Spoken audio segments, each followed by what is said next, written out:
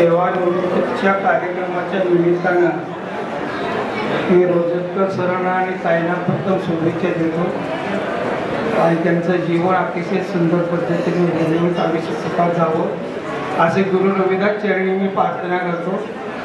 आणि सरांच्यावर आणि या कुटुंबावर प्रेम करण्यासाठी या ठिकाणी आपण एका दिलाने एका मनानं आला त्याबद्दल मी आपलं मनपूर्वक अभिनंदन करतो। खऱ्या अर्थाने सरांच्या जीवनामध्ये शाहू फुले आंबेडकरांच्या विचाराची तथागत गौतम बुद्धांची विचाराची वाट धरून आजपर्यंत जीवन त्या पद्धतीने जगले असं उदाहरण आपल्या समोर ठेवलेलं आहे।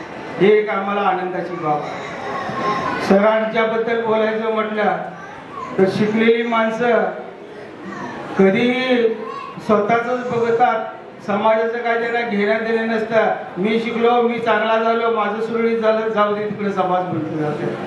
पण मला अभिमान वाटतो भारत देशामध्ये संपूर्ण अनेक राज्यामध्ये सरांनी रोजतकर सर, शेगावकर सर आणि आमचे साळुंके सर यांनी अतिशय प्रेमानं काम केलेलं आहे। खऱ्या अर्थानं समाजाला पूर्ण वेळ देणारी ही माझी समाज बांधव आहे।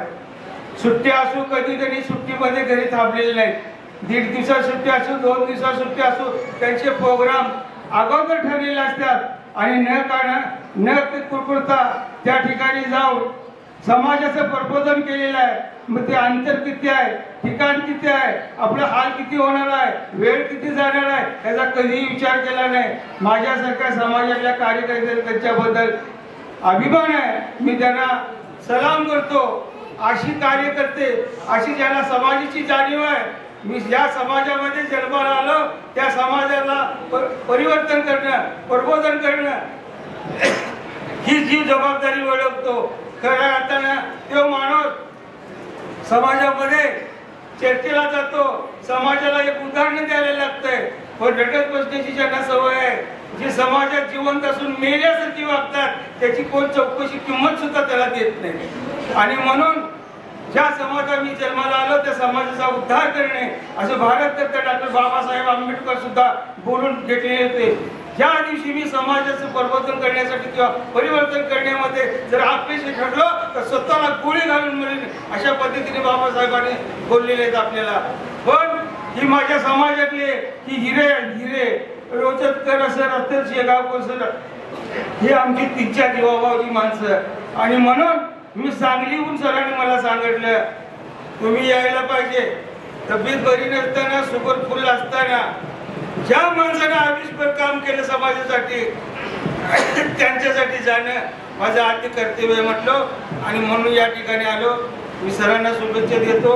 असंच सर तुमच्यासाठी समाजामध्ये अनेक माणसं जन्माला यावी, जन्माला आल्या त्यांनी त्या पद्धतीने काम करायचं। एका जातीचा ढोल बसवत बसण्यापेक्षा टोटल बहुजन समाजाचं आपल्याला काम करावं लागेल। पण जातीमध्ये आपल्याला फरक पाडायचा नाही, एक निमित्त आहे जात म्हणून प्रबोधन करण्यासाठी जायचं, मार्ग धरायचा।